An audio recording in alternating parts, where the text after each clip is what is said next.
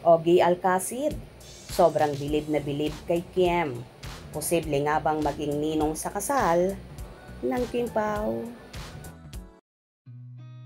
I've seen a lot of change, been through a lot of pain. Some things are not the same as they were a year ago, but all will be okay. I move on each and every day. The past. Si Ogie Alcacid at ang kanyang A-Team, ang producer ng reunion dance concert ng Street Boys, ang SB90s, The Street Boys Reunion Dance Concert nila sa New Frontier Theater on November 8. Siyempre, umapir si Ogie sa press con ng Street Boys. Medyo late si Ogie dahil galing pa raw siya sa rehearsal nila. Nakasama ni Ogie sa rehearsal si Kim Chiu. Kaya naman may ibang nagtanong sa kanya kung kumusta na ang rumored girlfriend ni Paolo Abilino.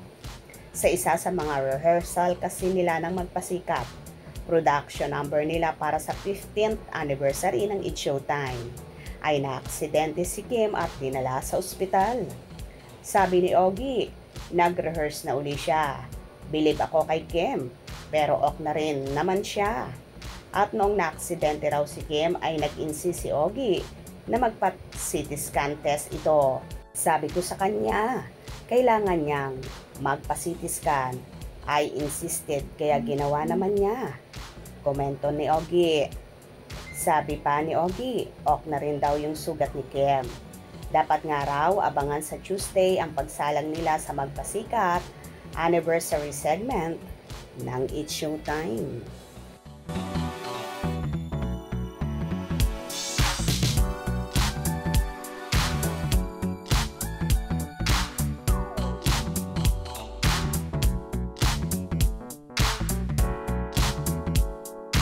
Samantala, nagbahagi naman si Kimi sa kanyang Instagram kung saan so happy silang kumakain ng kanyang Team Tuesday, kung saan hipon ang ulam nila at sinabi pa ng mga kasamahan ng dalaga ay ulam daw ng mayayaman. Pakain-kain na lang po kami. Yes! Yes! Sarap yan. Ipon, yes. Ipon. Pang mayaman. Anyway, ganito nga kabilib at kalab ni Ogie si Chinita Princess. Kaya naman posible nga bang isa rin ang singer-composer sa magiging ninong ng Kim Pao in case sa kasalan mauwi ang lahat. For sure, game na game dito si Ogie, lalo pat kilig na kilig siya sa pagmamahalan ni Kim at Paolo na palaging isa siya sa mga nangbubuko sa ginagawa ng Chiu Pao. Hope you enjoyed. Please subscribe for more info.